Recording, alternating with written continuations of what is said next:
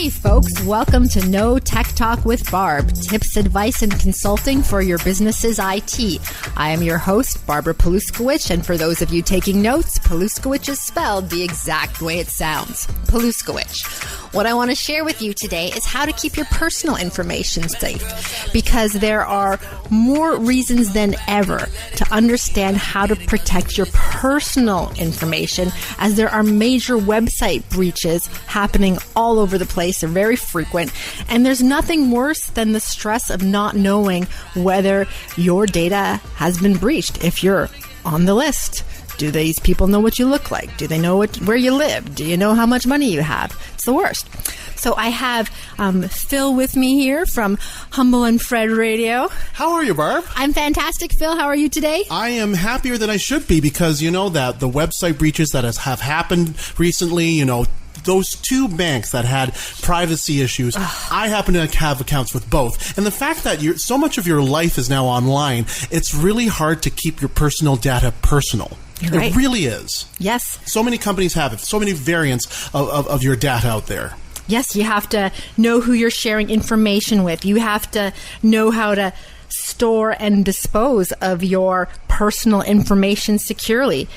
You have to ask questions before you decide to share personal information, and you do have to maintain an appropriate level of security on your computers and your electronic devices. So at any time during this show, you can reach out to me at barbarap.tv. I am the founder of CDN Technologies, a managed service company here in Mississauga. We're an outsourced IT company, and we provide IT service, IT support, and IT security to local companies here in Mississauga and throughout North America. CDN Technologies has been doing IT since 1989, and we've seen changes, some good, some bad, some ugly. And website breaches, those are ugly. So today I have someone super smart who's been dictated the smartest person he's ever met by Robert Herjavec, and that is Sean Higgins. He is the CTO of Herjavec Group, which was founded in 2003 by Robert Herjavec, Sean, and George Frempong. So in the Canadian best-selling book, Driven, Robert Herjavec has actually dedicated pages 213 to 215 about how smart Sean Higgins is. So Sean is the CTO of the Herjavec Group, the Chief Technology Officer, and he is also the author of Living Your Purposeful Life, which is available on Amazon and where you get your books. That's exactly it. Chapters. He's an international speaker and a transformational coach as well. So, how are you, Sean? I'm doing great. Thank you for that lovely introduction. Thank you for being here. So, your career, wow, to be known as the smartest guy ever. How did you meet Robert? Smartest guy ever. That always gives me shivers every time I hear that. Anyway, I met Robert when I'm an American, so I came to Canada. I was working for General Electric in the plants down in Oakville, which are no more. Mm-hmm. And I needed some connectivity equipment, and that's how I met Robert Herjavec. He was the sales guy who came knocking on my door and saying, "Hey, you need some Vitalink bridges? I can sell them to you." And some people may know what those are, and that means you've been around the industry for a while. Yes. And after that, I just kept in contact with him and joined his first company that he was just starting out. I happened to be his first customer at that company he was starting, and then also became his first engineer. Oh, very cool. A few years later, yeah. So it is safe to say you are employee number 1. He had a few salespeople before that, but I was the first guy doing the actual work of what he sold. So, gotcha. So how did you get into coaching and speaking? Well, when Robert started his second company in 2003, it was a great ride, and I'm like, okay.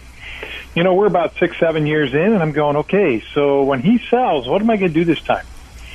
Not that he's sold or he's talked about selling, but it's like, okay, I just want to be prepared.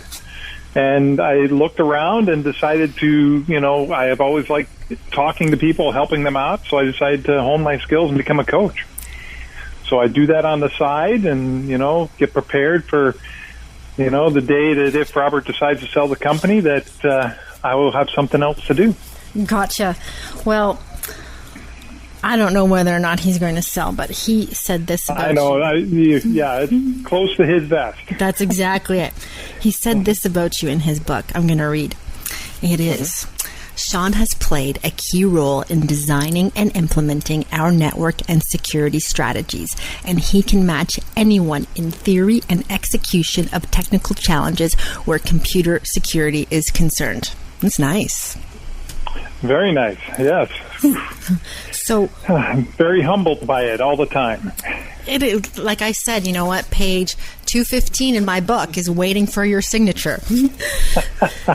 So with everything that happened with our recent bank security breaches, as Phil mentioned earlier, that was like a big one here for us in Canada. So what should people know about information security personally? Well, from a personal perspective, it's really the basics. A lot of people forget the basics.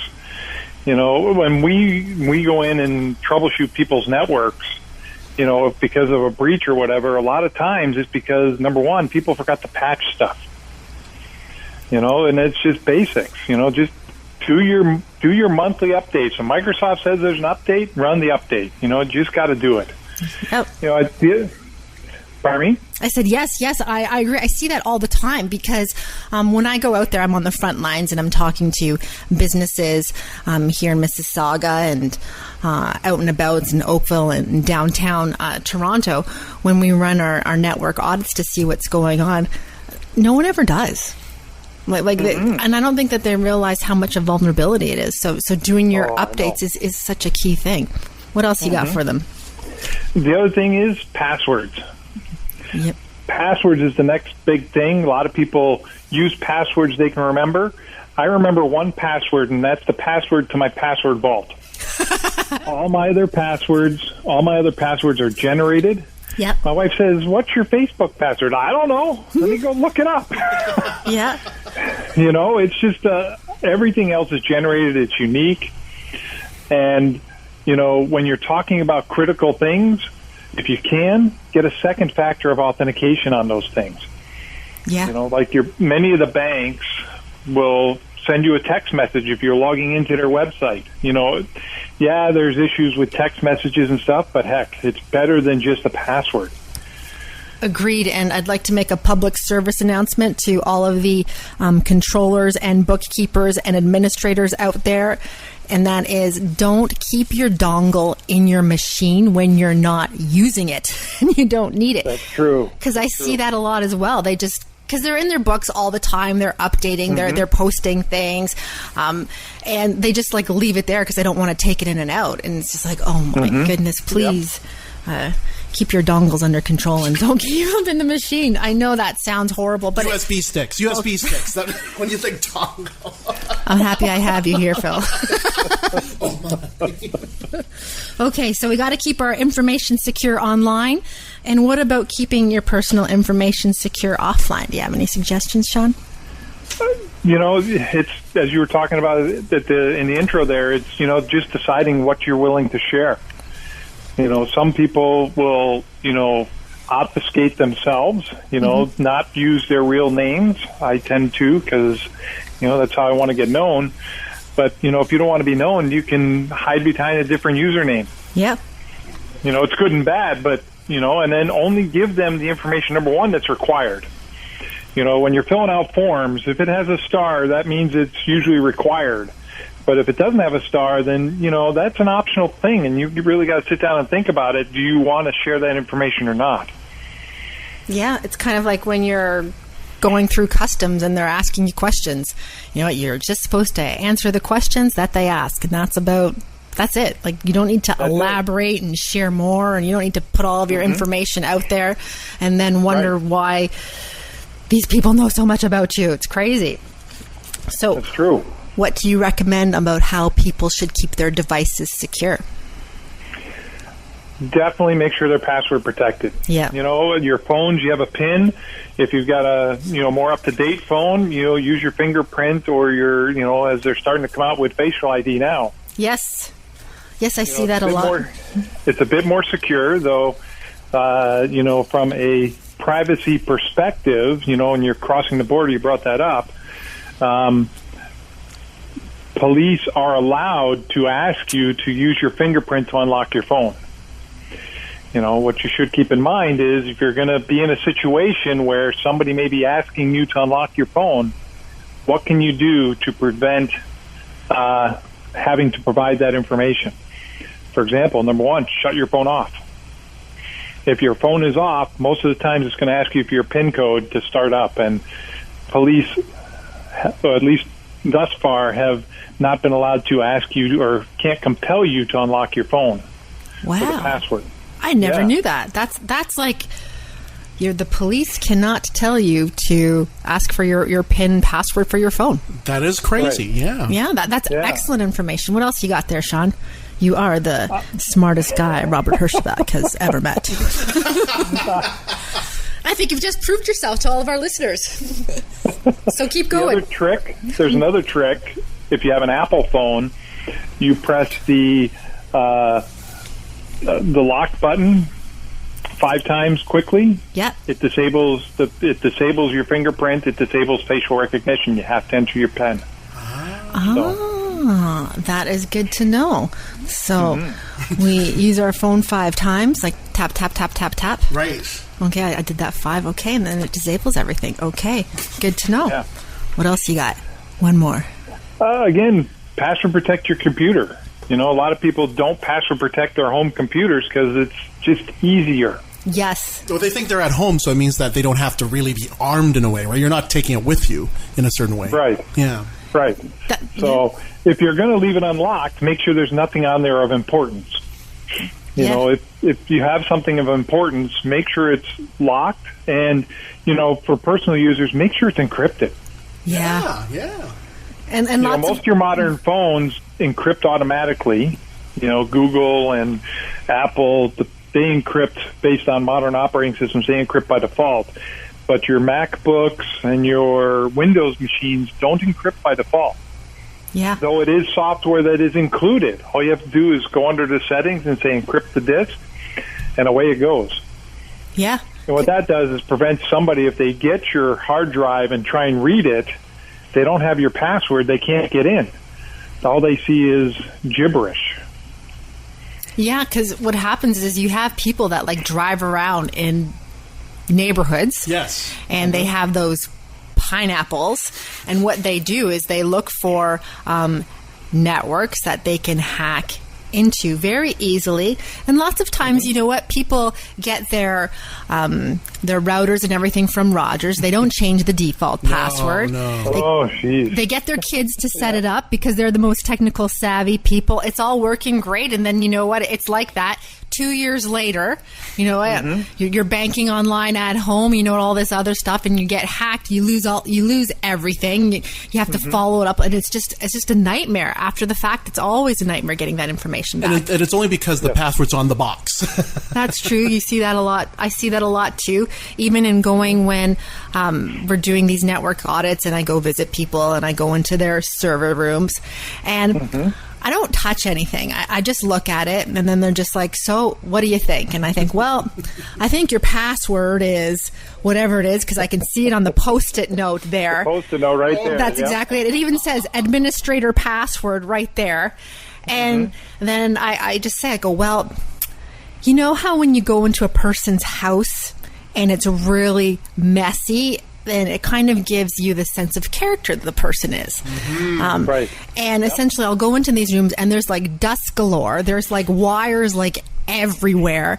They don't throw anything out, and all it is they're collecting dust. And then the part that makes it, this one is funny, is that when I'll see customers, and let's just say that they're running a SAP from a long time ago, okay? They have all of this data on all these old machines that they can't afford to upgrade. They're absolutely terrified, but they're running on these machines.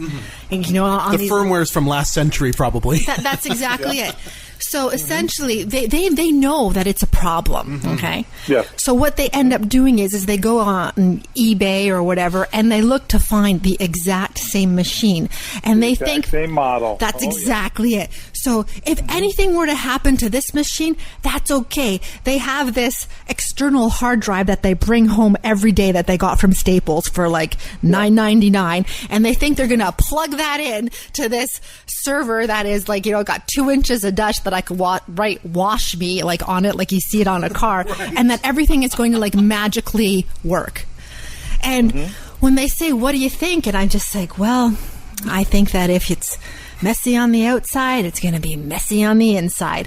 And 9.5 times out of 10, it is.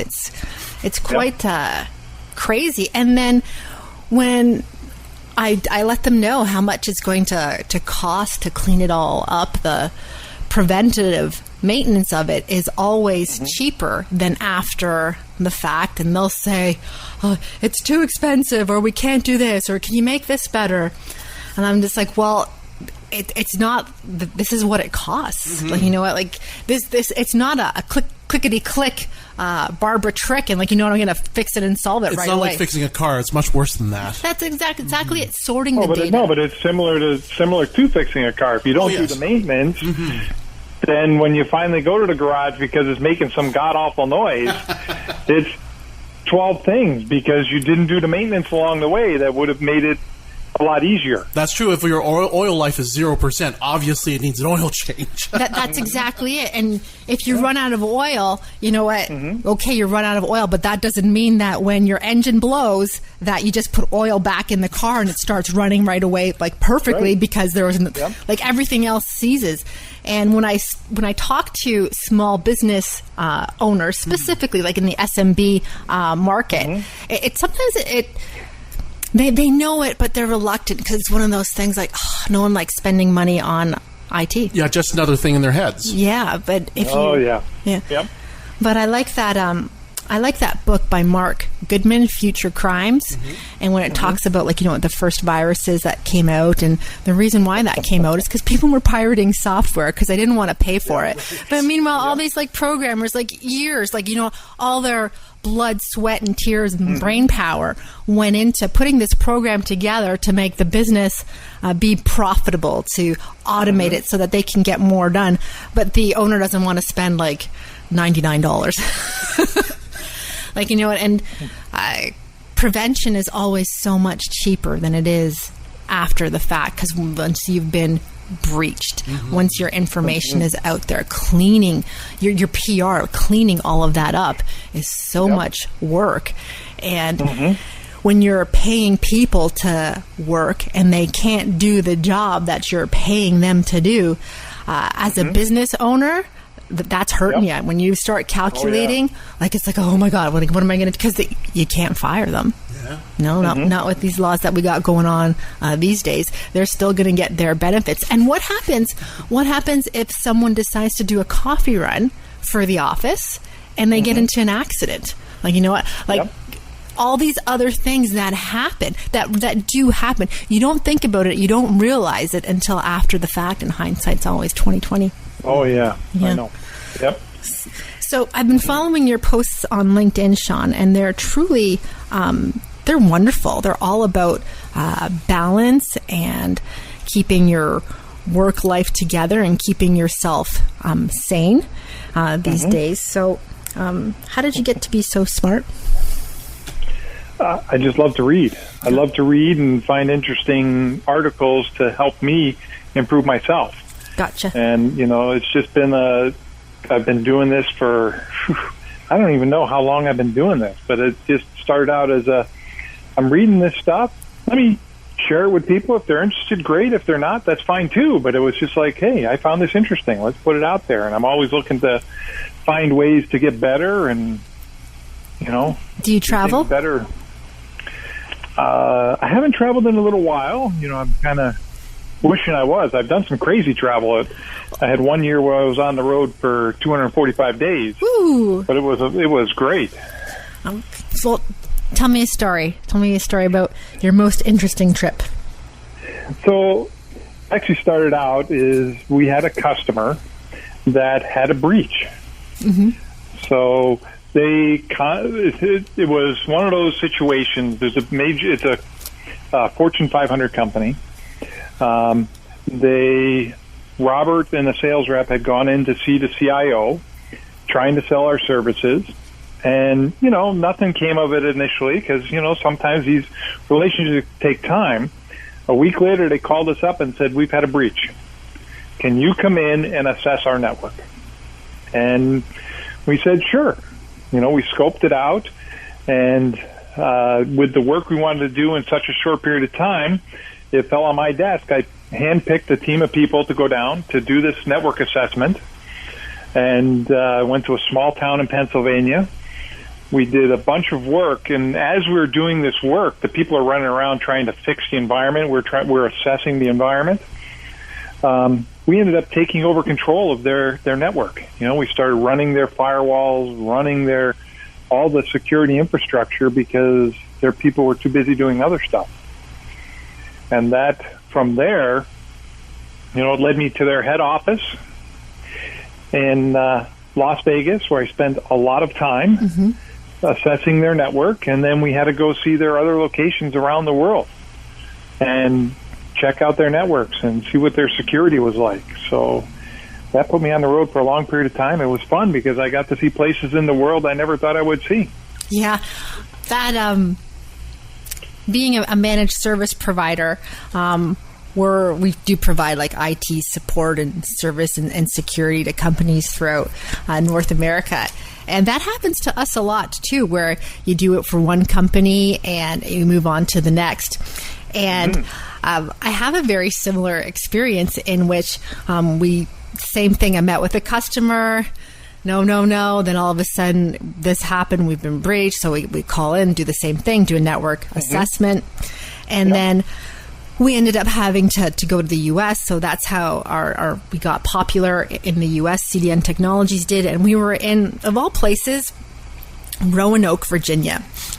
And while I was in Roanoke, Virginia, I had our techs were doing their thing, and I don't know how it happened, but next thing you know, I'm on TV.